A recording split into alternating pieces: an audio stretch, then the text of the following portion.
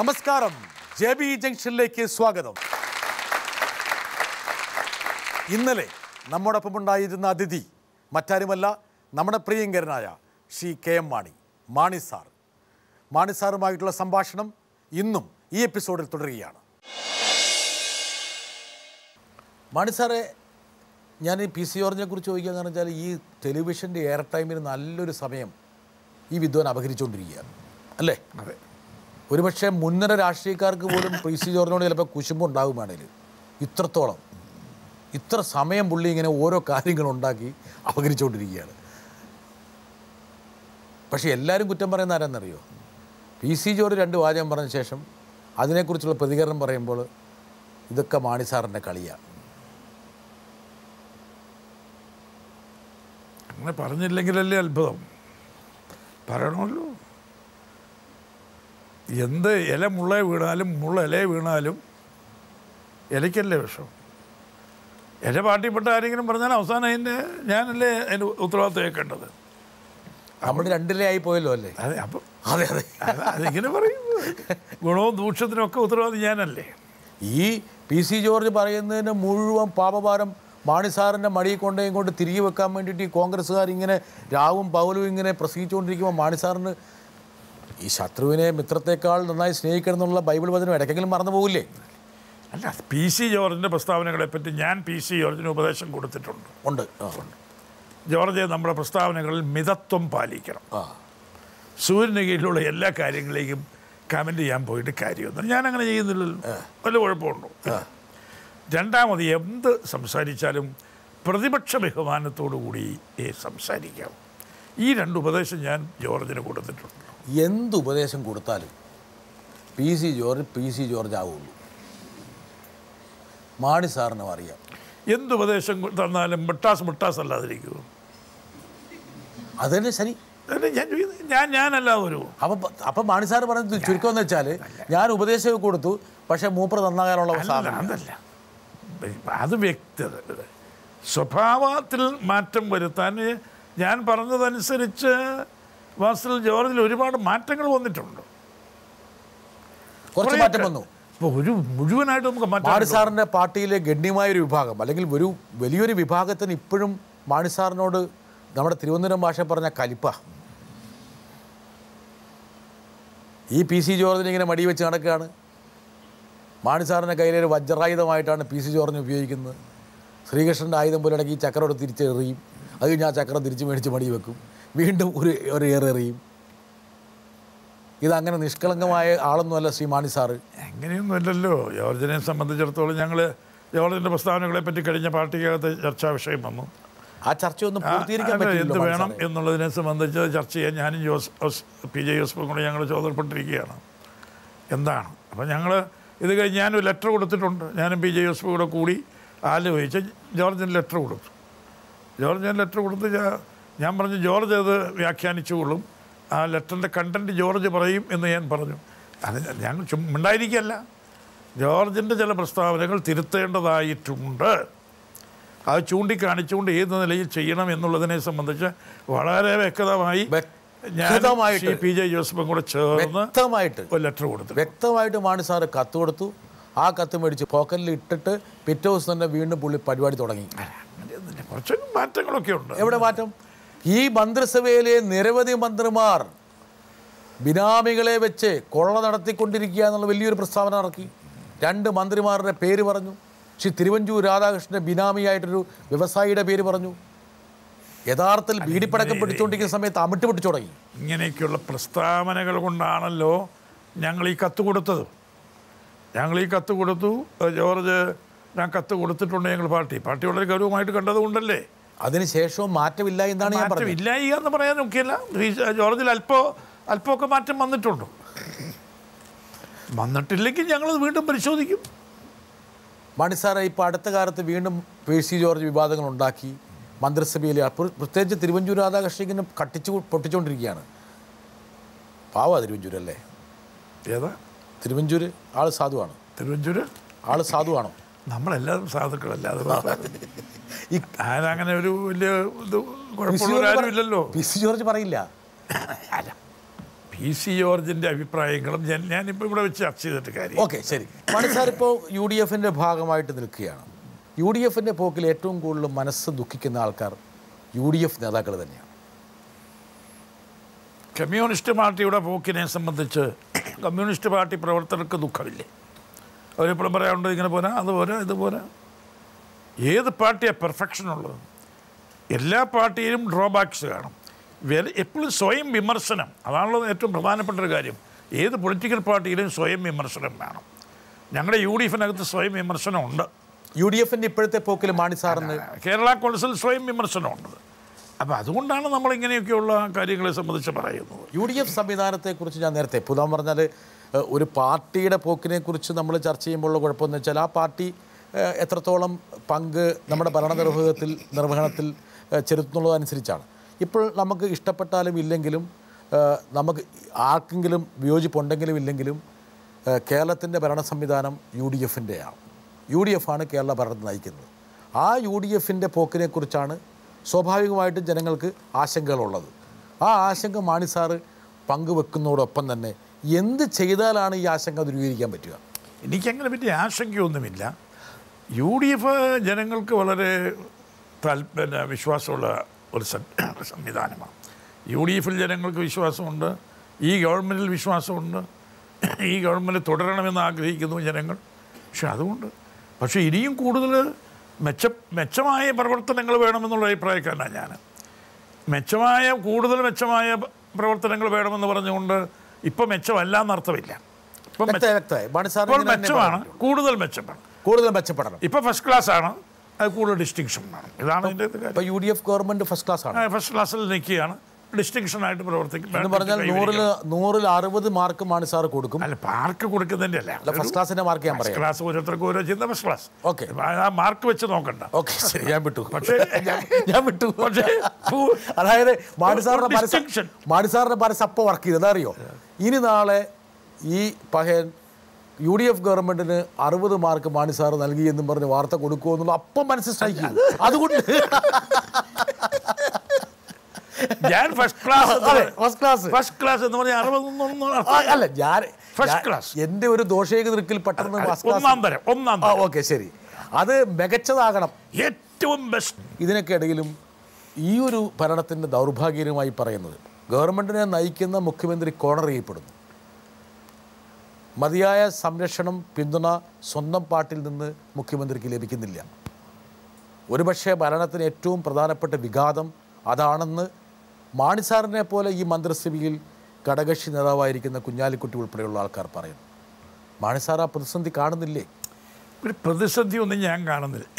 ഈ UDF സംവിധാനം കൊണ്ട് മാണി സാർ നേട്ടമല്ല കോട്ടമാണെന്ന് ഞാൻ പറയുന്നു. ഇൻവെർട്ടർ കോമ 2, കേരള കോൺഗ്രസിൻ്റെ പുനരേകീകരണത്തിൽ മാണി സാറിന് പാളിച്ച പറ്റിയെന്ന് ഞാൻ പറയുന്നു. ഒരുപക്ഷെ മാണി സാർ ചിന്തിച്ചതിൻ്റെ ആ ഗുണം ആ ഏകീകരണം കൊണ്ടുണ്ടായില്ല, പ്രതികൂലമായ ഒരു സാഹചര്യമാണ് ഉണ്ടായത് എന്നും ഞാൻ പറയുന്നു. മാണി സാർ എങ്ങനെ പ്രതികരിക്കും? അല്ല, അതിപ്പോൾ ഇതൊക്കെ ഓരോന്നും ഓരോ ഒപ്പീനിയൻ. ഇപ്പോൾ UDF UDF നമുക്ക് കേരള കോൺഗ്രസിൻ്റെ യോജിപ്പ്, അതുകൊണ്ട് പ്രയോജനം ഉണ്ടായി. യോജിപ്പ് എന്ന് പറയുന്നത് മാണി സാറെ 23 സീറ്റ് കൊണ്ട് ഒരുപക്ഷെ കേരള രാഷ്ട്രീയത്തിൻ്റെ മാണിക്യമായി നിന്ന കേരള കോൺഗ്രസ് ഈ പറയുന്ന വമ്പന്മാരായിട്ടുള്ള ശ്രീ KM മാണി, ശ്രീ PJ ജോസഫ്, ഏറെക്കുറെ വമ്പനായിട്ടുള്ള PC ജോർജും കൂടെ ഒരുമിക്കുന്നു. ആൻറ്റി ഇൻകംബൻസി സിൻഡ്രം ഉണ്ട്, ഒരു സർക്കാരിനെതിരെയുള്ള യുദ്ധം നയിക്കുന്നു. 2 അക്കത്തിലേക്ക് പോലും കേരള കോൺഗ്രസിന് മാറാൻ പറ്റുന്നില്ല. 9 എന്നുള്ള ഒരു സിംഗിൾ ഡിജിറ്റിൽ വന്ന് കേരള കോൺഗ്രസ് മാറുന്നു. നഷ്ടമല്ലേ മാണി സാറ്? ലാഭനഷ്ടങ്ങൾ എപ്പോഴും നമ്മൾ നോക്കാൻ പാടില്ല. നഷ്ടം എന്ന് പറയുന്നത് എങ്ങനെയാണ്? നഷ്ടമായതുകൊണ്ട് ലാഭമല്ലാത്തതുകൊണ്ട്. ഒന്ന്, ഒരു രാഷ്ട്രീയ കക്ഷിയെ സംബന്ധിച്ചിടത്തോളം അതിന് അർഹമായ സീറ്റുകൾ കിട്ടണം. കിട്ടുന്ന സീറ്റുകൾ ജയിക്കുകയും വേണം. നമ്മളിപ്പോൾ ചിലപ്പോൾ കാറ്റ് നമുക്ക് പ്രതികൂലമാകാം, അനുകൂലമാകാം. ഒരു പൊളിറ്റിക്കൽ ക്ലൈമറ്റാണ്, പൊളിറ്റിക്കൽ കാറ്റാണ്. നമ്മൾ എത്ര നല്ല കാര്യം ചെയ്താലും ചിലപ്പോൾ തെരഞ്ഞെടുപ്പ് കാലത്തൊരു കാറ്റുണ്ട്. ആ കാറ്റ് വീശുമ്പോൾ പ്രതികൂലമായി കഴിഞ്ഞാൽ ചിലപ്പോൾ നമ്മൾ ഉദ്ദേശിച്ച സീറ്റുകളൊന്നും ജയിച്ചെന്ന് വരികയില്ല. നമ്പർ കുറവായിരിക്കാം. അപ്പോൾ നമുക്ക് കൂടുതൽ സീറ്റുകൾ വിജയിച്ചെടുക്കണം. UDF കൂടുതൽ സീറ്റുകൾ വിജയിക്കണം, എനിക്ക് വ്യക്തമായി. കേരള കോൺഗ്രസിന് കൂടുതൽ സീറ്റുകൾ എനിക്ക് വ്യക്തമായി. എന്ന കാര്യത്തിൽ മാണി സാറ് പറഞ്ഞതിൽ നിന്ന് ഞാൻ ഇഴ തിരിക്കുകയാണെങ്കിൽ, ഒന്ന്, കാറ്റ് മോശമായിരുന്നു. 2, ഒരുപക്ഷെ കേരള കോൺഗ്രസിന് ഗുണകരമാകുന്ന ഒരുപാട് സീറ്റുകൾ നിഷേധിക്കപ്പെട്ടു. അതല്ലേ മാണി സാർ? എല്ലാം ഉണ്ട്. വളരെ എത്ര തന്ത്രപരമായിട്ട് മാണി സാറും പറഞ്ഞ മറുപടിയെ ഞാനൊന്ന് ഞാൻ സത്യം പറയുന്നുണ്ട്. സത്യം പറയും, പക്ഷെ അത് ആ സത്യം കണ്ടെത്തണമെങ്കിൽ എന്നെ പോലൊരു മാധ്യമപ്രവർത്തനം വേണം. അതിപ്പോൾ എൻ്റെ കുഴപ്പമില്ല. അതെ. അപ്പോൾ തിരിച്ചപ്പോൾ കേരള കോൺഗ്രസിന് അർഹതപ്പെട്ട സീറ്റ് കിട്ടിയിട്ടില്ല. നല്ല സീറ്റ് നിഷേധിക്കപ്പെട്ടതിൻ്റെ പശ്ചാത്തലത്തിലാണ് ഇങ്ങനെ സംഭവിച്ചത്. കാറ്റ് മോശമായി. ഒരു ഘട്ടത്തിൽ കേരളത്തിലെ ഒരു പ്രധാന മതവിഭാഗത്തിൻ്റെ അവകാശിയായിരുന്ന കേരള കോൺഗ്രസിനെ മാറ്റി ഒരുപക്ഷെ തിരുവിതാംകൂറിൽ കോൺഗ്രസ് തന്നെ ആ സ്ഥാനം ഏറ്റെടുത്തതിൻ്റെ ഒരു പരിണത ഫലമാണോ ഇന്ന് കേരള കോൺഗ്രസിൽ ഉണ്ടായിട്ടുള്ള വീഴ്ചയ്ക്ക് കാരണം? ഒരുപക്ഷെ സോണിയാഗാന്ധിയും ഉമ്മൻചാണ്ടിയും AK ആന്റണിയും ഒക്കെ ആ മറുവശത്ത് നിൽക്കുമ്പോൾ എന്തിനാണ് നമ്മൾ കേരള കോൺഗ്രസിനെ നമ്പാൻ പോകുന്നത് എന്ന് ഈ പറഞ്ഞ തിരുവിതാംകൂറിലെ ഒരു ശരാശരി ക്രിസ്ത്യാനി ചിന്തിച്ചാൽ അവരെ തെറ്റു പറയാൻ പറ്റുമോ മാണി സാറേ?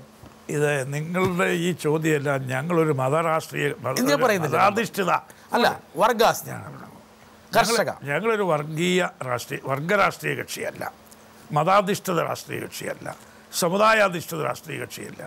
കേരള കോൺഗ്രസിൻ്റെ അധ്വാന വർഗ സിദ്ധാന്തം, പ്രത്യയശാസ്ത്രം, അഖിലേന്ത്യാ കക്ഷികൾക്ക് പോലും പ്രത്യയശാസ്ത്രമില്ല. ആ കാലത്താണ് ഒരു സംസ്ഥാന പാർട്ടിയായ കേരള കോൺഗ്രസ് വ്യക്തമായ ആ പ്രത്യയശാസ്ത്രത്തിലാണ് ഞങ്ങൾ നിൽക്കുന്നത്. അല്ലാതെ ഏതെങ്കിലും മതത്തിൻ്റെയോ സമുദായത്തിൻ്റെയോ ആ നില. സമുദായങ്ങളെ നമ്മൾ ആദരിക്കുന്നു, ബഹുമാനിക്കുന്നു. സമുദായ നേതാക്കൾക്ക് ശക്തിയുണ്ട്, സ്വാധീനമുണ്ട്. പക്ഷെ നമ്മളെ സ്വാധീനമൊന്നും വെറുപ്പിക്കാൻ പാടില്ല. വ്യക്തമായി നമുക്ക് അവരുടെ സ്വാധീനവും നമുക്ക് വേണം. സാർ വളരെ വ്യക്തമായി. അതായത് നഷ്ടങ്ങളുണ്ടാകും, കോട്ടമുണ്ടാകാനുള്ള കാരണം ഇതാണ്. ഇതൊക്കെ എനിക്ക് വ്യക്തമായി. എന്താ കാരണം വെച്ചാൽ ഇനി വീണ്ടും കോട്ടമുണ്ടാകാനുള്ള സാധ്യത വരാൻ പോവുകയാണ്. ലോക്സഭാ തെരഞ്ഞെടുപ്പ് വരുന്നു. അല്ല, അത് കോട്ടം വരണമെന്ന് ആര് പറഞ്ഞു? കോട്ടം വരുമെന്ന്. ഇന്നത്തെ സാഹചര്യത്തിൽ എന്തൊക്കെ പറഞ്ഞാലും മാണി സാർ ഇനി എത്രത്തോളം ശക്തിയോടെ എൻ്റെ അടുത്ത് വാദിക്കാൻ ശ്രമിച്ചാലും, സമർത്ഥമായ പ്രതിപാദനങ്ങളിലൂടെ സത്യത്തെ ഒന്ന് മാറ്റി ട്വിസ്റ്റ് ചെയ്യാൻ ശ്രമിച്ചാലും, UDF കേരള കോൺഗ്രസിന് ഒരു ലോക്സഭാ സീറ്റ് മാത്രമേ മത്സരിക്കാൻ വേണ്ടി കിട്ടുള്ളൂ. കേരള കോൺഗ്രസ് അതിപ്പോൾ എന്തിനാണ് നമ്മളിപ്പോൾ ഇവിടെ വെച്ച് പറയുന്നത്? തിരഞ്ഞെടുപ്പ് വരട്ടെ, സമയം വരട്ടെ. ആ സമയം വരുമ്പോഴല്ലേ ഞങ്ങൾ നെഗോഷിയേറ്റ് ചെയ്യുന്നത്. കേരള കോൺഗ്രസിൽ നിന്ന് നെഗോഷിയേറ്റിംഗ് കമ്മിറ്റി വെക്കും. ഞങ്ങൾ കോൺഗ്രസോട് നെഗോഷിയേറ്റ് ചെയ്യും. അർഹമായ സീറ്റുകൾ ഓരോ കക്ഷിയും ചോദിക്കും. അർഹമായ സീറ്റുകൾക്ക് വേണ്ടിയുള്ള നെഗോഷിയേഷൻ നടക്കും. അത് വരട്ടെ. ഇപ്പം ഇവിടെ വെച്ച് പറഞ്ഞിട്ട് കാര്യം. ഓക്കെ, അപ്പം ഒന്നാകാം, ഒന്നിലേറെയാകാം. അവിടെയും മാണി സാർ ആകാമെന്നുള്ളതല്ലല്ലോ. ഒന്നിലേറെ സീറ്റുകൾക്കുള്ള യോഗ്യതയും അർഹതയും കേരള കോൺഗ്രസിനുണ്ട്. ഒരു സീറ്റ് മതിയെന്ന് PC ജോർജ് പറഞ്ഞ് പുലിവാലി പിടിച്ചിരിക്കുക. അല്ല, അതൊക്കെ വേറെ. അത് ഞാൻ അതിനൊന്ന് മറുപടി കൊടുത്തല്ലോ. അത് കൊടുത്തു. ഒരു സീറ്റ് മതി. മാണി സാറിന് ഒരു ഗുണം എന്ന് വെച്ചാൽ മാണി സാറിന് അറിയാം മീഡിയയിലൂടെ ഒരു രാഷ്ട്രീയ പ്രവർത്തനം നടത്താൻ പറ്റില്ല എന്ന് മാണി സാറിന് അറിയാം. അതിൽ പറഞ്ഞ ഒരു സീറ്റല്ല, അത് പറഞ്ഞ് തെറ്റാണ്. PC ജോർജ് പറഞ്ഞ് തെറ്റാണ്. മാണി സാറ് ഈ പറഞ്ഞ ധനമന്ത്രി എന്നതിലുള്ള ജൈത്രയാത്ര നടത്തിക്കൊണ്ടിരിക്കുകയാണ്. സ്വാഭാവികമായിട്ടും മാണി സാറിനെ ഉറ്റുനോക്കുന്ന ആൾക്കാരുണ്ട്. മാണി സാറിൻ്റെ ദിവസങ്ങൾ ഇനി വരാൻ പോവുകയാണ്. അസംബ്ലിയിൽ മാണി സാറിൻ്റെ പെർഫോമൻസ് എങ്ങനെയാണ് കേരളത്തിൻ്റെ സാമ്പത്തിക ഭൂമികയെ മാറ്റിമറിക്കാൻ പോകുന്നത് ഒക്കെ ആൾക്കാർ നിരീക്ഷിച്ചുകൊണ്ടിരിക്കുകയാണ്. ഇതിനിടയിൽ ഒരാൾക്ക്, മാണി സാറിനോട് വളരെ സ്നേഹമുള്ള ഒരാൾക്ക് മാണി സാറിൻ്റെ മുമ്പിൽ പ്രത്യക്ഷപ്പെട്ടുകൊണ്ട് ചോദ്യം ചോദിക്കണമെന്ന് ആഗ്രഹമുണ്ട്. ബഡ്ജറ്റിൻ്റെ പണിപ്പുരയിലായിരിക്കും. ഞാനാണെങ്കിൽ അങ്ങയുടെ ബഡ്ജറ്റിനെ എങ്ങനെയൊക്കെ വിമർശിക്കാമെന്ന് ഇപ്പോഴേ ആലോചിച്ച് തുടങ്ങിയിരിക്കുക. പക്ഷെ ഒരു കാര്യം വളരെ വ്യക്തമാണ്. കേരളത്തിലെ ഏറ്റവും തഴക്കവും പരിചയമുള്ള ധനകാര്യമന്ത്രി അങ്ങ് തന്നെയാണ്. ഏറ്റവും കൂടുതൽ ബഡ്ജറ്റ് അവതരിപ്പിച്ചു എന്നുള്ളത് മാത്രമല്ല, LDFൻ്റെയും UDFൻ്റെയും കൂടെ നിന്ന് ബഡ്ജറ്റ് അവതരിപ്പിച്ചിട്ടുണ്ട്. കൗതുകത്തിന് ചോദിക്കട്ടെ, ആദ്യത്തെ ബഡ്ജറ്റ് അവതരിപ്പിച്ചപ്പോൾ എന്തായിരുന്നു മനസ്സിൽ? ഇന്നത്തെ ബഡ്ജറ്റിനെ കുറിച്ച് ഞാൻ ചോദിക്കുന്നില്ല. പക്ഷേ ഉമ്മൻചാണ്ടി സർക്കാരിൻ്റെ അവസാനത്തെ ബഡ്ജറ്റ് ആയിരിക്കും അത്. അങ്ങയുടെ അവസാനത്തെ ബഡ്ജറ്റ് ആയിരിക്കട്ടെ. അല്ലെങ്കിൽ അങ്ങെന്തിനാ ബഡ്ജറ്റ് അവതരിപ്പിക്കുന്നത്? അങ്ങയ്ക്ക് വേണ്ടി വേറെ ആരെങ്കിലും ബഡ്ജറ്റ് അവതരിപ്പിച്ചാലെന്ത്? പക്ഷേ ഈ ബഡ്ജറ്റ് ഉമ്മൻചാണ്ടി സർക്കാരിൻ്റെ അവസാനത്തെ ബഡ്ജറ്റാണെന്ന് പറഞ്ഞാൽ അങ്ങത് പാടെ തള്ളിക്കളയുമോ? മാണി സാറേ, ഈ ചോദ്യത്തിന് നമുക്കൊരു കൈയടി കൊടുക്കാൻ പറ്റുമോ? നല്ല സമർത്ഥമായൊരു ചോദ്യമാണ്. ഇതിനെ കൈയടി കൊടുക്കുന്നത് വേണ്ട. മനസ്സിലായില്ല. ഒരു അപകടത്തിൽ ചാടാൻ മാണി സാറ് തയ്യാറല്ല. ഐസക് സമർത്ഥന അല്ലേ? അതായത് ചൂണ്ട എറിയുന്ന പോലെയാണ് ചോദ്യം ചോദിച്ചത്. അത് ഒരു ചൂണ്ടയല്ല, പല ചൂണ്ടകൾ കുച്ചി കെട്ടിയിട്ടിരിക്കുകയാണ്. ആള് വല്ലാത്ത പകയൻ തന്നെ. പിന്നെ ഞങ്ങൾ എൻ്റെ സ്നേഹിതരല്ലേ, എനിക്ക് അദ്ദേഹത്തിൻ്റെ ഗുണവും എല്ലാം അറിയാമല്ലോ. മാത്രമല്ല മാണിസാറിൽ നിന്ന് പലതും പഠിച്ചിട്ടുണ്ടെന്നുള്ള കാര്യം ഇപ്പോൾ മാണിസാറ് മനസ്സിലാക്കി. ഓക്കെ, ഇനി ഡോക്ടർ തോമസ് ഐസക് ചോദിച്ചത്, ഉമ്മൻചാണ്ടി സർക്കാരിൻ്റെ അവസാനത്തെ ബജറ്റാണോ താങ്കൾ അവതരിപ്പിക്കാൻ പോകുന്നത്? ഉമ്മൻചാണ്ടി സർക്കാരിൻ്റെ അവസാനത്തെ ബജറ്റ് അല്ലല്ലോ, കാലാവധി വരെ പൂർത്തിയാക്കുന്നൊരു ഗവൺമെൻറ്റായത്. ആകാതിരിക്കാൻ വേണം. പിന്നെ അതിനി എത്ര ബഡ്ജറ്റുകൾ അവതരിപ്പിക്കാൻ മാണിസാർ പറഞ്ഞിരുന്നു രാഷ്ട്രീയത്തെ അങ്ങനെയൊന്നും പ്രവചിക്കാൻ പറ്റില്ല. അതിപ്പം വേറൊരു കാര്യം, അതൊരു ജനറൽ സ്റ്റേറ്റ്മെൻ്റ് അല്ലേ. അതിപ്പോൾ ആർക്ക് നമുക്ക് എന്തെങ്കിലും പ്രവചിക്കാൻ ഒക്കുമോ? മാർക്സിസ്റ്റ് പാർട്ടിയുടെ കാര്യം എന്തെങ്കിലും പ്രവചിക്കാൻ ഒക്കുമോ? കോൺഗ്രസിൻ്റെ കാര്യം പ്രവചിക്കാൻ ഒക്കുമോ? കേരള കോൺഗ്രസിൻ്റെ കാര്യം പ്രവചിക്കും. രണ്ടാമത്തെ ചോദ്യം അദ്ദേഹത്തിൻ്റെ. അപ്പോൾ താങ്കൾ പറയുന്നത് ഇത് അവസാന ബജറ്റ് ആകില്ല, ഇനിയും ബജറ്റ് ആകാം. സ്വാഭാവികമായും സാധാരണഗതിയിൽ ഈ ഗവൺമെൻറ്റിൻ്റെ കാലാവധി പൂർത്തിയാക്കാൻ ഇനിയും വർഷങ്ങളുണ്ട്. അപ്പോൾ ഇനിയും ബഡ്ജറ്റുകൾ അവതരിപ്പിക്കേണ്ടതായിട്ടുണ്ട്. രണ്ടാമത്തെ ചോദ്യമല്ല, രണ്ടാമത്തെ ചൂണ്ട, അങ്ങനെയല്ലേ പറയേണ്ട ഐസക്? അതായത് എന്തിനാണ് ഇപ്പം Shri K M Mani budget അവതരിപ്പിക്കുന്നത്? ശ്രീ കെ എം മാണിക്ക് വേണ്ടി മറ്റാരെങ്കിലും ബജറ്റ് അവതരിപ്പിക്കട്ടെ. എന്താ ഐസക് ഉദ്ദേശിച്ചത്? എനിക്ക് മനസ്സിലായില്ല, അതിന് അർത്ഥം മനസ്സിലായില്ല. എനിക്ക് അർത്ഥം മനസ്സിലായി, എനിക്ക് അതിൻ്റെ അർത്ഥം മനസ്സിലായില്ല. എൻ്റെ കുട്ടിയമ്മ ചേച്ചി ഇത്ര ബുദ്ധിമാനായ ഒരു ഭർത്താവിനെ കിട്ടിയത്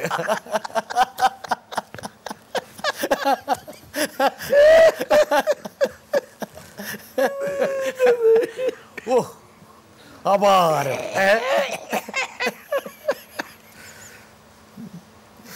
സമ്മതിച്ചു. ഞാൻ ഈ കാൽക്കൽ ഒന്ന് തൊട്ട് ഒന്ന് തലയെ വന്നിക്കണം എന്നുവെച്ചാൽ ഈ ഒരു ചോദ്യം ഇങ്ങനെ മറുപടി പറയാം മാണി സാറിന് മാത്രമേ പറ്റുള്ളൂ. ഐസക് പക്ഷേ മാണി സാറിൻ്റെ വലിയൊരു ആരാധകനാണ്. നല്ല സ്നേഹസമ്പാദ്യമായ ഒരു ചോദ്യമായിരുന്നു തീർച്ചയായിട്ടും, അല്ലേ? അതും പ്രോത്സാഹനജനകമായ ഒരു ചോദ്യം. ഒരുപക്ഷെ മാണി സാറിന് മുന്നോട്ടുള്ള വഴിത്താരയിൽ ഒരു വിളക്ക് തെളിക്കുകയാണ് ചെയ്തത്. അതിന് നമുക്ക് ഐസക്കിനോട് നന്ദി പറയാതിരിക്കാൻ പറ്റില്ല, പിന്നെ അല്ലേ? അദ്ദേഹത്തിൻ്റെ സതുദ്ദേശത്തിന് നന്ദി പറയാം. അതെ, പറയാം. ചോദ്യം മാണി സാറിന് മനസ്സിലായില്ലെങ്കിലും അതെ പക്ഷെ അത് സതുദ്ദേശപരമായിട്ടുള്ള കാര്യം മാണി സാർ മനസ്സിലായി അല്ലേ? വളരെ വ്യക്തമായി, ഇപ്പം വളരെ വ്യക്തമായി.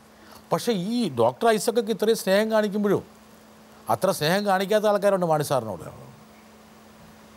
ഇപ്പം അദ്ദേഹത്തിനെ ഇവിടെ കൊണ്ടുവന്നാൽ മാണി സാറിൻ്റെ മുഖത്ത് ഇപ്പം തെളിയുന്ന ഈ പറഞ്ഞ 1000 വാൾട്ടിൻ്റെ ബൾബ് ഇപ്പം മങ്ങും. നോക്കിക്കോളൂ, കണ്ടേ? ഇതാ മാണി സാറിൻ്റെ മുഖത്തെ വെളിച്ചം മങ്ങാൻ പോവുകയാണ്. വരട്ടെ. കേന്ദ്രത്തിനോട് 50 അല്ല 100 കിട്ടിയാലും ഇവിടെ നമുക്കിത് നിയന്ത്രിക്കാൻ കഴിയണം എന്നാണ് എൻ്റെ പക്ഷം. അങ്ങനെ വന്നാലല്ലാതെ കേരളത്തിൻ്റെ സമ്പൽഘടനയിൽ മാറ്റമുണ്ടാക്കാൻ സാധിക്കില്ല. ശരിക്ക് ഞാൻ ഒരാളെയും കുറ്റപ്പെടുത്തില്ല. ഓരോ ആവശ്യങ്ങൾ ബഡ്ജറ്റിന് പുറമെ, ഞാൻ പറയണത് ശരിയാണെന്ന് എനിക്കറിയില്ല, ഏതായാലും ബഡ്ജറ്റിന് പുറമെയുള്ള ചെലവുകളില്ലാത്ത ക്യാബിനറ്റ് മീറ്റിംഗ് വളരെ കുറവാണ്.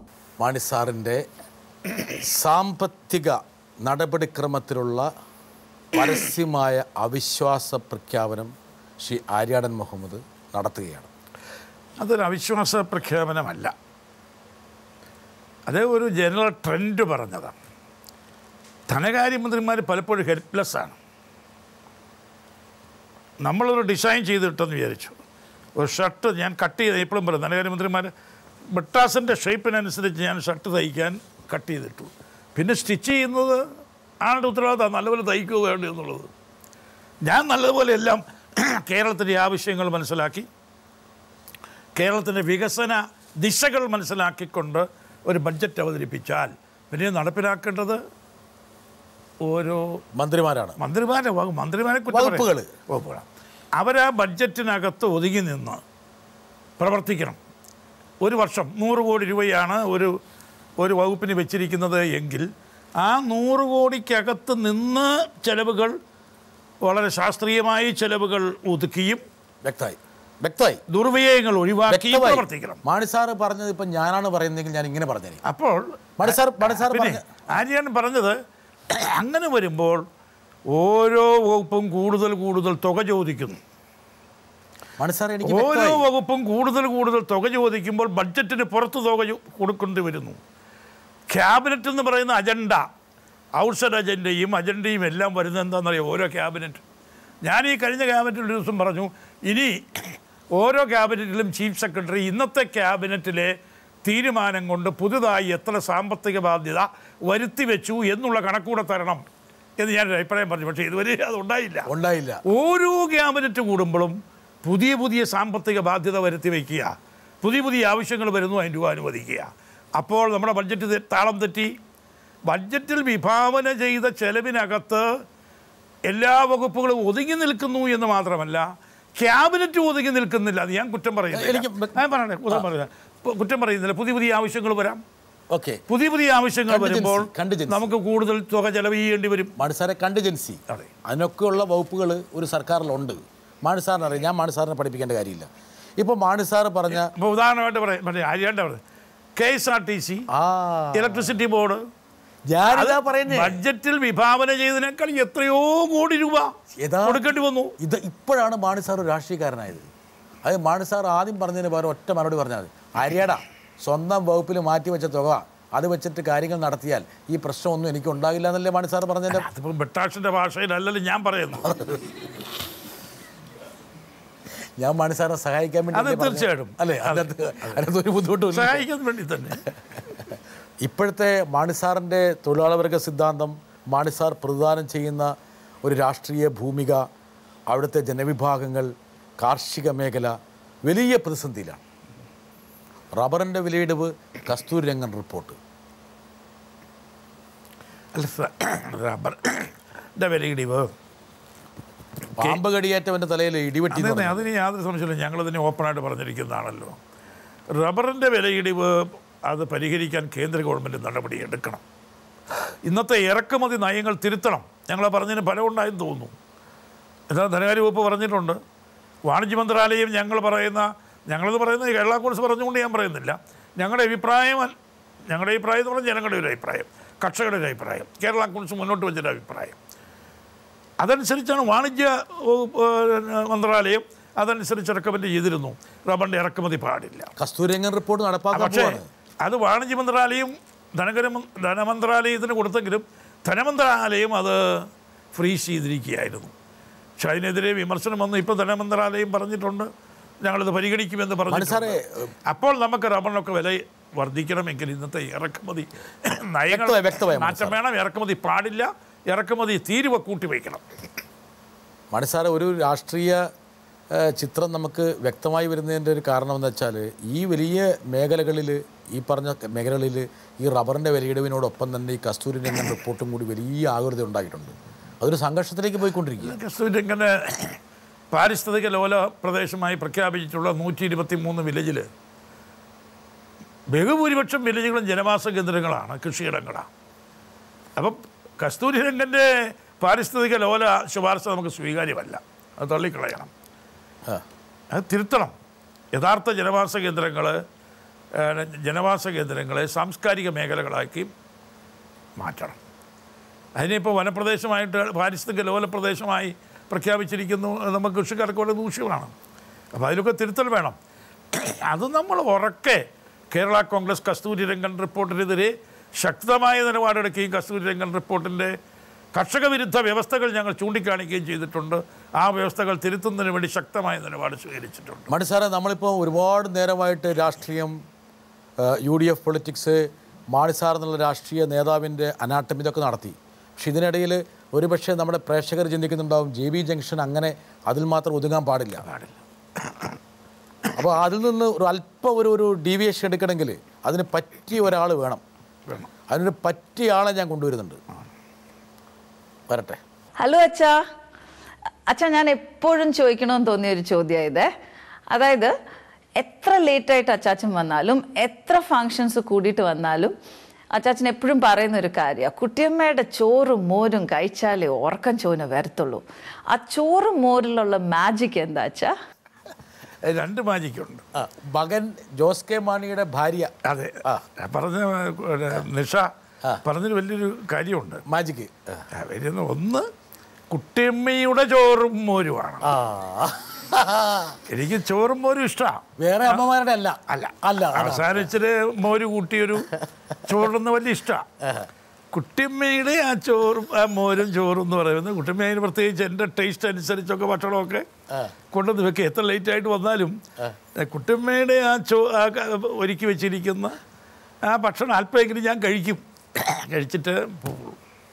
അതിലെന്തോ കുട്ടിയമ്മ കൈവശം തന്നതാണ് ഇപ്പം നിഷ പറഞ്ഞതിൻ്റെ അർത്ഥം. അതായത് കുട്ടിയമ്മ ചേച്ചി, അതായത് എൻ്റെ ജീവിതവും നല്ലതുപോലെ പഠിച്ച ഒരു മരുമകളാണ്. ശരിയായി പറഞ്ഞിരിക്കുന്നു വളരെ. പക്ഷേ ഈ കുട്ടിയമ്മ ചേച്ചിയെ സമ്മതിക്കണം. എന്താ കാരണം എന്ന് വെച്ചാൽ ഈ പറഞ്ഞ ഈ കാച്ചിയ മോരിൽ അല്ലേ, മോര് കാച്ചിയല്ലേ, അതിൽ ഈ കേരള രാഷ്ട്രീയത്തിൻ്റെ അധികായകനെ കുരുക്കിയിടാൻ പറ്റുന്ന ഒരു വീട്ടമ്മ ചെറിയ കാര്യമല്ല. ഞാൻ ഒരു വാസ്തവം കൂടി പറയട്ടെ. മാണി സാർ, ഈ അഭിമുഖം സംപ്രേഷണം ചെയ്ത് കഴിഞ്ഞാൽ ഒരുപാട് കുടുംബങ്ങളിൽ ഭാര്യമാർ മോര് കാച്ചി തുടങ്ങും. ഒരുപാട് കുടുംബങ്ങളിൽ മാത്രമല്ല, ഒരുപാട് മന്ത്രിമന്ദിരങ്ങളിൽ മന്ത്രി ധർമ്മ പത്നികൾ മോര് കാച്ചി തുടങ്ങും. അതിനുള്ള സാധ്യത കാണുന്നുണ്ട്. എന്നാൽ ഈ മാജിക്ക് വർക്ക് ചെയ്യുന്ന, അതായത് മാണി സാറിൻ്റെ മുകളിൽ ഈ മോര് കൊണ്ട് മാജിക്ക് വർക്ക് ചെയ്യുന്ന ആളെ ഇപ്പോൾ കൊണ്ടുവരേണ്ട സമയമായിരിക്കും. കുട്ടിയമ്മ ചേച്ചി കൊണ്ടുവരണം. വരട്ടെ. കുഞ്ഞുമാണിക്ക, കല്യാണം കഴിഞ്ഞ ഉടനെ തന്നെ നമ്മൾ രണ്ടുപേരും കൂടെ പല സ്ഥലങ്ങളിലൊക്കെ പോവുകയും വേളാങ്കണ്ണിക്ക് പോയി പല സിനിമകൾ കാണാൻ പോയി, അതിൽ പിന്നെ എല്ലാവരുടെയും വീടുകളിൽ കൂടിയെല്ലാം പോയി. അങ്ങനെ 2-3 ആഴ്ച നമ്മൾ ചിലവാക്കിയില്ലേ? അതൊക്കെ എങ്ങനെ സമയം ഉണ്ടാക്കി? കുഞ്ഞുമാണിക്ക, ഇതിനുള്ള സമയമെല്ലാം കിട്ടിയത് വളരെ അത്ഭുതകരമായി തോന്നുകയാണല്ലോ. അത് ശരിയാണ്. മാണി സാറെ ഹൈലി റൊമാൻറ്റിക്കാണ് മാണി സാർ, അല്ലേ? അതെ, ഞാൻ ആ രാഷ്ട്രീയം എന്ന് പറയും, ഇതെനിക്ക് ഊണും ഉറക്കവുമില്ലാതെ ഞാനിങ്ങനെ രാഷ്ട്രീയത്തിൽ അങ്ങ് ഇൻവോൾവ് ചെയ്തുകൊണ്ട് അങ്ങ് നല്ല സന്ദർഭത്തിലാണ് ഞാൻ കല്യാണം കഴിക്കുന്നത്. അങ്ങനെ കല്യാണം കഴിച്ച ഇടയിലും ഒരു പൊതുപ്രവർത്തകൻ, ഞാൻ കല്യാണം കഴിക്കാൻ ചെന്നപ്പോഴേ ഞാൻ കുട്ടിയമ്മയോട് ചോദിച്ചു, ഞാൻ രാഷ്ട്രീയ പ്രവർത്തകനാണ്, അത് മനസ്സിലാക്കിക്കോണം. എന്നെ കല്യാണം കഴിച്ചാൽ എപ്പോഴും എന്നെ കിട്ടിയെന്ന് വരികയില്ല, എപ്പോഴും ഞാൻ കൂടെ എപ്പോഴും സമീപത്തിരിക്കണമെന്ന് വരികയില്ല. എനിക്കത് ഇഷ്ടമാണ്, രാഷ്ട്രീയക്കാരെയും പൊതുപ്രവർത്തകരെയും എനിക്ക് ഇഷ്ടമാണ്. അങ്ങനെ പറഞ്ഞാൽ കല്യാണം കഴിച്ചത്. അപ്പോൾ ഈ പറഞ്ഞത്, ഞാനിങ്ങനെ ഈ ജോലി തിരക്കിന് ഇടയിലും അവിടെ വരുന്നു. ജോലി തിരക്കിനിടയിൽ വന്നിട്ടും ഞാൻ കുടുംബകാര്യങ്ങളൊക്കെ അന്വേഷിക്കുന്നുണ്ട്. എങ്ങനെ സമയം കണ്ടെത്തുന്നു എന്നുള്ളതാണ്. ഞാൻ അതിനു വേണ്ടിയും ശ്രദ്ധിക്കുന്നുണ്ട്. എപ്പോഴും കുടുംബത്തെയും ജോലി തിരക്കിൽ കുറേ സമയം, അല്പസമയം കിട്ടുന്ന സമയം ഭാര്യയോടുകൂടി കുടുംബത്തോടു കൂടി ഒക്കെ ഇരിക്കുക. ഭാര്യ വിളമ്പി വെച്ചിരിക്കുന്ന ഭക്ഷണം കഴിക്കുക. ഒരു ദിവസം എന്നോട് കുട്ടിപ്പ ചോദിച്ചു, ഇതൊക്കെ പറഞ്ഞാലും കുട്ടിപ്പ ഒരു ദിവസം ചോദിച്ചു, ഞാനിങ്ങനെ ഈ ഭക്ഷണം കഴിക്കുമ്പോൾ എന്താണെന്ന് ഭക്ഷണം കഴിക്കാൻ നോക്കിയില്ല, അതിൻ്റെ ടേസ്റ്റ് നോക്കിയില്ല. അപ്പോൾ വേറെ വിചാരമാണ് രാഷ്ട്രീയം. അവിടെ പുറത്ത് ആളെ നിൽക്കുന്നു, നമ്മളെ കാണാനായിട്ട് നിവേദകർ വന്നിരിക്കുക. അയ്യോ, ഞാനിപ്പോൾ ഇതെങ്ങനെയാണ് കഴിച്ചാൽ അവൻ നേരം പോയി, അപ്പം നിന്നോട്ടൊക്കെ കഴിക്കും. അപ്പോൾ ഒരു ദിവസം കുട്ടിയമ്മ പറഞ്ഞു, എൻ്റെ കാണിച്ച ഇത് ഈ വെച്ചിരിക്കുന്ന മേശപ്പുറത്ത് വെച്ചിരിക്കുന്ന ഭക്ഷണം എന്താണെന്ന് കൂടെയെങ്കിലും നോക്ക് എന്ന്. അങ്ങനെയൊക്കെ ഇടയ്ക്ക് പരിഭവപ്പെടാറുണ്ട്. എങ്കിലും പൊതുവേ കുട്ടിയമ്മയ്ക്ക് ഒരു പരാതിയില്ല, പരിഭവവും ഇല്ല. യഥാർത്ഥത്തിൽ ഈ രാഷ്ട്രീയക്കാരുടെ ഭാര്യമാരിൽ ഭർത്താവിനോട് ഒരു പരിഭവം ഇല്ലാത്ത ഒരു ഭാര്യയെ ഞാൻ കണ്ടെത്തുന്നത് കുട്ടിയമ്മ ചേച്ചിയിലാണ്.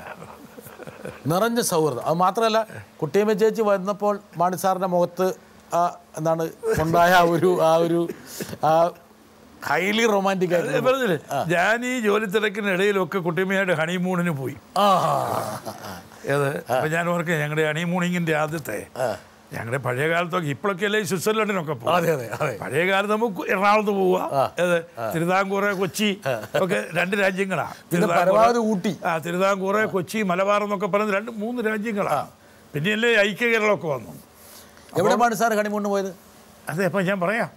അപ്പോൾ എറണാകുളത്ത് ഹണിമൂണിങ്ങിന് പോകുന്നു. പാലായിൽ നിന്ന് എറണാകുളത്ത് കൊച്ചിയിലാണ് പോകുന്നത്. കൊച്ചി രാജ്യത്ത് പോവുകയാണ്. അപ്പം പിന്നെ അത് പഴയ കാലത്ത് എനിക്ക് ഏറ്റവും വലിയ ഇഷ്ടം വന്നതെന്ന് ചോദിച്ചാൽ എൻ്റെ ബോട്ട് യാത്രയാണ്. ഹണിമൂണിൻ്റെ കുട്ടിയമ്മയായിട്ട് എറണാകുളം ബോട്ട് ജെട്ടിയിൽ നിന്ന് വൈക്കം ബോട്ട് ജെട്ടിയിലേക്ക് ഒരു യാത്രയുണ്ട്.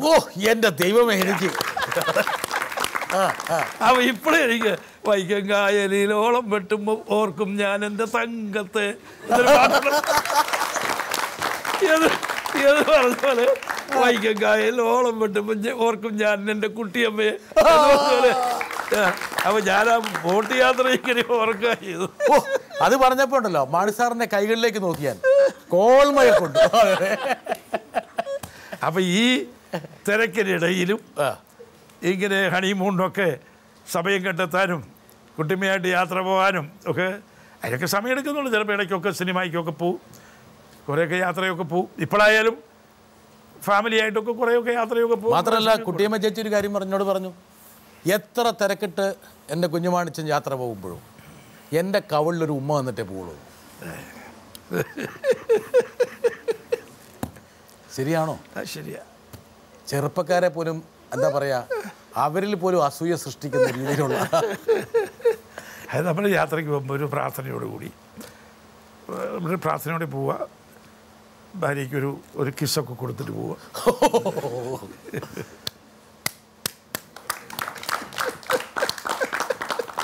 അപ്പം മാണി സാറെ ഇന്ന് കേരളത്തിൽ ജീവിച്ചിരിക്കുന്നവരിൽ ഭാര്യയെ ഏറ്റവും കൂടുതൽ ഉമ്മ വെച്ച ഒരാൾ മാണി സാറായിരിക്കും.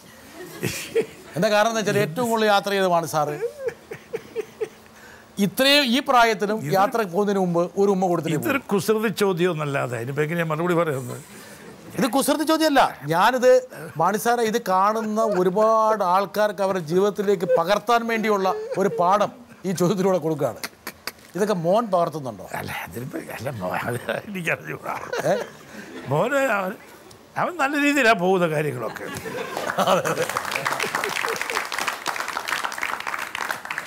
ഈ സമയത്ത് രംഗപ്രവേശനം ചെയ്യാൻ വേണ്ടി അദ്ദേഹം കാത്തിരിക്കുകയാണ്. വരട്ടെ. പൊതുപ്രവർത്തന രംഗത്ത് അച്ചാച്ചനായിട്ട് 50 വർഷത്തിൽ കൂടുതലായി. പക്ഷേ സാധാരണ ഒരു പൊതുപ്രവർത്തകൻ, പ്രത്യേകിച്ച് ഒരു ജനപ്രതി ആയാൽ എപ്പോഴും കാണുന്ന ഒരു ബുദ്ധിമുട്ട്, എത്ര ശ്രമിച്ചാലും സാധ്യമാകാത്തത് ഫാമിലിയോടുകൂടി കൂടുതൽ സമയം ചിലവാക്കാൻ കഴിയുന്നില്ല എന്നുള്ളതാണ്. പക്ഷെ അച്ചാച്ചനെ ഞാൻ കാണുന്നത് ഒരു പൊതുപ്രവർത്തകൻ എന്നതിനേക്കാൾ കൂടുതൽ ഒരു ഏറ്റവും നല്ലൊരു ഫാമിലി മാനായിട്ടാണ്.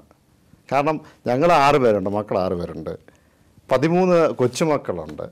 ഇവരുടെയൊക്കെ ഓരോ കാര്യത്തിലും എപ്പോഴും ഓടിയെത്തുകയും കാണുകയും അന്വേഷിക്കുകയൊക്കെ ചെയ്യാറുണ്ട്. മാണി സാറേ, ഇത്രയും തിരക്ക് പിടിച്ചൊരു രാഷ്ട്രീയ നേതാവിന് ഒരു മകൻ നൽകാവുന്ന ഏറ്റവും വലിയ പ്രണാമമാണ്. ശരിയാണ് അല്ലേ? ഞാൻ ഈ JB ജംഗ്ഷനിൽ ഒരുപാട് പേരെ അഭിമുഖം ചെയ്തിട്ടുണ്ട്. അതിൽ മാണി സാറിൻ്റെ തിരക്കിൻ്റെ 4-1 പോലും ഇല്ലാത്ത ആൾക്കാരെ കൊണ്ടുവരുമ്പോൾ അവരുടെ മക്കൾ വന്ന് പറയും, എന്ത് തിരക്കാണ്, ഞങ്ങൾക്ക് ഇവരെ വീട്ടിൽ കിട്ടുന്നില്ല, ഒരു കാര്യത്തിനും കിട്ടുന്നില്ല, പരാതി. ഈ പറഞ്ഞത് ശരിയാ. 13 കൊച്ചുമക്കളുണ്ടെങ്കിൽ പോലും ഒരു കൊച്ചുമോൻ്റെ ഒരു പരിപാടിക്ക് മാണി സാർ എത്താതിരിക്കില്ല എന്നാണ് ജോമാൻ പറയുന്നത്. എല്ലായിടത്തും പോകും. ഈ സ്നേഹധരനായിട്ടുള്ള അച്ഛൻ്റെയും അല്ലെങ്കിൽ മുത്തച്ഛൻ്റെയും അതുപോലെ ഭർത്താവിൻ്റെയും ഈ പ്രവൃത്തിയിൽ ഞങ്ങൾക്ക് സന്തോഷമുള്ളതുകൊണ്ട് ഞങ്ങൾ പ്രേക്ഷകർക്ക് വേണ്ടി മാണി സാറിനെ ഒന്ന് അഭിനന്ദിക്കണം. പാട്ട് പിന്നെ മാണി സാറിന് ഭയങ്കര ഇഷ്ടമല്ലേ? പാട്ട് വളരെ ഇഷ്ടമാണ്. മാണി സാറ് പാട്ട് കേൾക്കുമ്പോൾ മാണി സാർ ആ ഒരു ലോകത്തേക്ക് പ്രവേശിക്കും. ഭയങ്കര ഈ സിനിമയെ കാണുമ്പോൾ പാട്ടിൻ്റെ സീൻ വരുമ്പോൾ മാണി സാറിന് വലിയൊരു പ്രത്യേകത. ഈ പാട്ട് കേൾക്കുമ്പോൾ നമ്മൾ സ്വയം വിശുദ്ധീകരിക്കപ്പെടുകയാണ്. അതിൻ്റെ പ്രത്യേകിച്ച് ഈ ശോകാത്മകമായ പാട്ട് കേട്ടാൽ സ്വയം നമ്മൾ വിശുദ്ധീകരിക്കപ്പെടും. അതേപ്പോൾ എനിക്കത് വലിയ ഇഷ്ടമാണ്. ഞാൻ ചിലപ്പോൾ പാട്ട് വെച്ചോണ്ടാണ് കിടക്കുന്നത്, ഉറങ്ങുന്നത് പാട്ട് കേട്ടോണ്ടാണ് ഉറങ്ങുന്നത്. നല്ല ഭക്തിഗാനങ്ങളൊക്കെ മാണി സാർക്ക് അതുകൊണ്ട് വളരെ ഇഷ്ടമാണ്. വരട്ടെ. എനിക്ക് അദ്ദേഹത്തിൻ്റെ സൗണ്ടാണ് ഏറ്റവും കൂടുതൽ ഒരു അത്ഭുതമായിട്ട് തോന്നിയേക്കുന്നത്. ഇത്രയും പ്രസംഗിച്ചായിരിക്കാം ഒരുപക്ഷെ അദ്ദേഹത്തിൻ്റെ ശബ്ദത്തിൽ അദ്ദേഹത്തിൻ്റെ സൗണ്ടിൻ്റെ ഒരു പ്രത്യേകതയുണ്ട്. മാണി സാറെന്ന് കേൾക്കുമ്പോൾ തന്നെ നമ്മുടെ ആ ശബ്ദം എല്ലാവരുടെയും മനസ്സിൽ നിൽക്കും. അത് പ്രസംഗിച്ച് ഇങ്ങനെയായി പോയതാണോ, ജന്മന അമ്മ പ്രസവിച്ചപ്പോൾ തന്നെ ഇങ്ങനെ തന്നെയാണോ അദ്ദേഹത്തിൻ്റെ ശബ്ദം? ഈ ശബ്ദത്തിൽ എനിക്കൊരാഗ്രഹം മാണി സാറേ, ഒരു 2 വരി പാട്ട് നമ്മൾ ഈ JB ജംഗ്ഷനിലൂടെ നമ്മുടെ ബ്രിട്ടാ സാറിൻ്റെ മുന്നിൽ വെച്ച് പാടിയാൽ, അത് എന്നിലൂടെ ഒരു പാട്ട് ഞാൻ ആവശ്യപ്പെടുകയാണ്. ഏതെങ്കിലും ഒരു പഴയ പാട്ട് മാണി സാറിൻ്റെ ഭാര്യയ്ക്ക് വേണ്ടി, കുടുംബത്തിന് വേണ്ടി, ജോസ് കെ മാണിക്ക് വേണ്ടി, പാലാക്കാർക്ക് വേണ്ടി ഏതെങ്കിലും ഒരു പാട്ടിൻ്റെ 2 വരി എനിക്ക് വേണ്ടി. ഞാൻ ഇന്നേ വരെ ഒരു കാര്യം ആവശ്യപ്പെട്ട് വന്നിട്ടില്ല. ഇതെൻ്റെ ഒരു ചെറിയൊരു ആവശ്യം. മാസ്റ്റർ സ്ട്രോക്കാണ്. ഇതിനാണ് പൂട്ടിക്കെട്ടുക എന്ന് പറയുന്നത്. ഈ റിമി ടോമി പാലക്കാരി തന്നെയാണ് കേട്ടോ. പൂട്ടിക്കെട്ടി, ഞാൻ ഇതുവരെ ഒരു ആവശ്യം മുൻവെച്ചിട്ടില്ല എന്നൊക്കെ പറഞ്ഞ് മാണി സാറിനെ പൂട്ടിക്കെട്ടി. ഓക്കെ, കേൾക്കുക 2 വരി. ഈ ഭാര്യയിലെ പാട്ടായിരിക്കും ഏറ്റവും ഇഷ്ടം. ഒരു ഭാര്യ പാടുന്നത്, എനിക്കത് പാടാൻ അറിയത്തില്ല. അതപ്പോൾ സാറ് പറയുന്ന പോലെ അങ്ങ് പാടിക്കും മാണി സാർ. ഒരു ഇവിടെ നമ്മൾ പാട്ട് കച്ചേരി മത്സരമൊന്നും അല്ലല്ലോ. റിമി ടോമി ആഗ്രഹിക്കുന്നു, പാലക്കാർക്ക് വേണ്ടി ആഗ്രഹിക്കുന്നു. ഈ പൂമുഖാമുറ്റത്ത് നിൽക്കുന്ന പൂന്തിങ്കളാണ് ഭാര്യ എന്നൊക്കെ പറഞ്ഞൊരു പാട്ടുണ്ടല്ലോ. പൂമുഖവാതിക്കൽ, പൂമുഖവാതുക്കൽ സ്നേഹം വിടർത്തുന്ന, സ്നേഹം, പൂമുഖവാതുക്കൽ സ്നേഹം വിടർത്തുന്ന പൂന്തിങ്കളാണ് ഭാര്യ. എന്തൊരർത്ഥമല്ലേ? പാട്ടായില്ല. എന്തായാലും ഈ പാട്ട് മാണി സാർ നല്ലൊരു ഉന്മേഷവും ഊർജ്ജവും പ്രദാനം ചെയ്യുന്നു. തീർച്ചയായിട്ടും അല്ലേ? ഇപ്പം റിമി ടോമി വളരെ കുസൃതിക്കാരിയാണ്. അവളിങ്ങനെ മാണി സാറിൻ്റെ ശബ്ദത്തെക്കുറിച്ച് പറഞ്ഞു. മാണി സാറെന്ന് പേര് കേൾക്കുമ്പോൾ ആ ശബ്ദം മനസ്സിൽ വരുന്നു. ആ ശബ്ദത്തിലൊരു പാട്ട് കേൾക്കണം എന്നൊക്കെ പറഞ്ഞ് ഒരുപാട് കാര്യങ്ങൾ അവളെ കൊണ്ട് കുഴച്ചു. പക്ഷെ അവൾ സൂചിപ്പിച്ചൊരു കാര്യം ഞാൻ പെരിയാറേ പെരിയാറേ പർവ്വതനിരകളുടെ പനിനീര് നല്ല പെരിയാറേ പെരിയാറേ പർവ്വതനിരകളുടെ പനിനീര്. ഓ മതി മതി. ആ ഓളവും തീരവും തമ്മിലുള്ള ചുംബനം, ഓളവും തീരവും തമ്മിൽ ചുംബിച്ച് കടലിലേക്ക് കാമുകനെ കാണാൻ പോകുന്നു. പെരിയാറിൻ്റെ ആ പാട്ട് മാണി സാർ ഇന്ന് അടിമുടി റൊമാൻറ്റിക്കാണ്. ഞാനതുകൊണ്ട് പറഞ്ഞിരുന്നു കുട്ടിയമ്മ ചേച്ചിനെയൊക്കെ സ്ക്രീനിൽ കൊണ്ടുവരണം, എന്നാലേ കാര്യങ്ങൾ വ്യക്തമാവുള്ളൂ. ഒരുപക്ഷെ മാണി സാറിൻ്റെ സവിശേഷമായ ശബ്ദവിന്യാസത്തെക്കുറിച്ച് വേണമെങ്കിൽ റിമി ടോമി പറഞ്ഞത് പ്രതിഫലിപ്പിക്കുന്ന ആൾക്കാരുണ്ട്. നമുക്ക് വേണം നോക്കിക്കളയാം. ഈ കഴിഞ്ഞ ബഡ്ജറ്റിൽ മാണി സാറെല്ലാം പാലായി കൊണ്ടുപോയി എന്ന് പറഞ്ഞു. നിങ്ങളൊന്ന് ആലോചിച്ച് നോക്കിയാൽ ഞാൻ എന്നതാ പാലായി കൊണ്ടുപോയി. ഇത്രയ്ക്ക് വികസനമുള്ളൊരു നാടുണ്ടോ പാല? ഇന്നിപ്പോ കേരളത്തിന്റെ ഏറ്റവും വലിയ പ്രശ്നം എന്ന് പറയുന്നത് തിരുവനന്തപുരം ശ്രീ പത്മനാഭസ്വാമി ക്ഷേത്രവും അതിലെ കോടിക്കണക്കിനുള്ള നിധിയുമാണ്. അതിന് ഞാൻ ഈ ബഡ്ജറ്റ് വകയിരുത്തിയിട്ടുണ്ട്. തിരുവനന്തപുരം ശ്രീ പത്മനാഭസ്വാമി ക്ഷേത്രവും അതിലെ നിധിയും അതേപടി എടുത്ത് പാലായി കൊണ്ടുപോയി സ്ഥാപിച്ച് ഇതിനൊരു പരിഹാരം കാണുമെന്ന് പറയുന്നു. നിർത്തുന്നു. നന്ദി, നമസ്കാരം.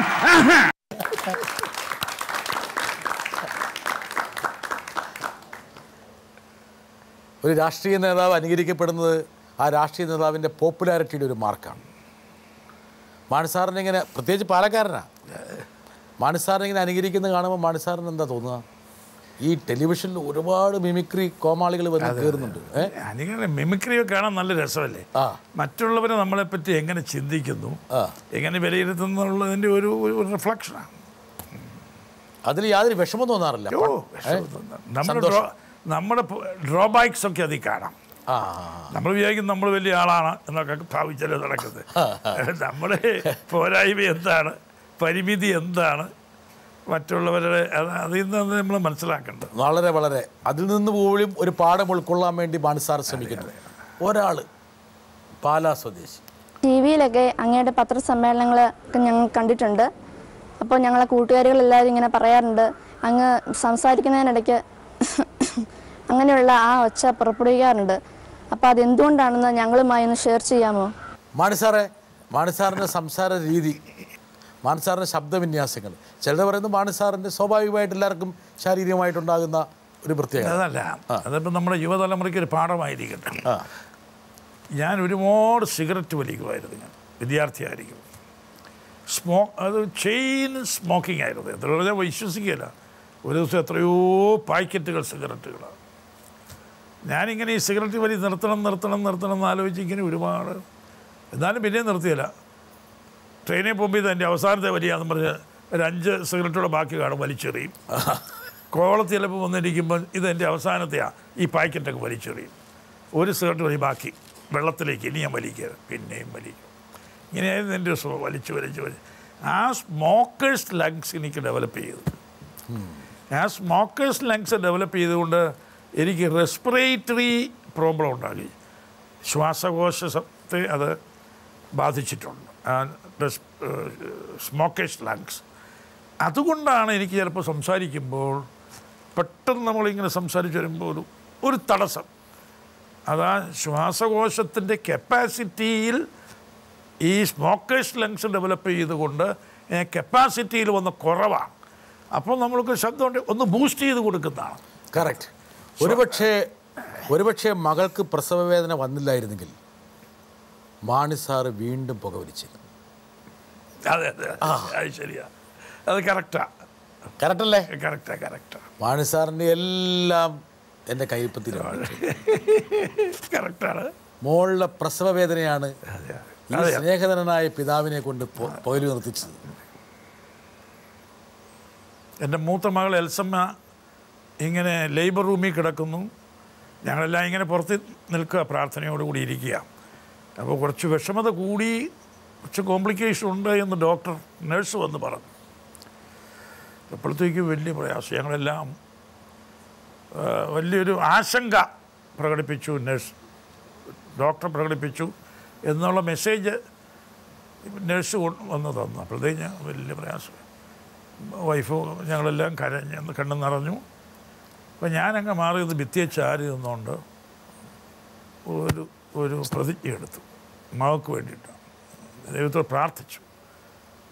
ഞാനിതിനു വേണ്ടി എനിക്ക് ഇഷ്ടമുള്ള, ജീവിതത്തിൽ ഏറ്റവും ഞാൻ സ്നേഹിക്കുന്ന ഇഷ്ടമുള്ള എൻ്റെ വസ്തു സിഗരറ്റ് ഞാൻ ഉപേക്ഷിക്കുന്നു.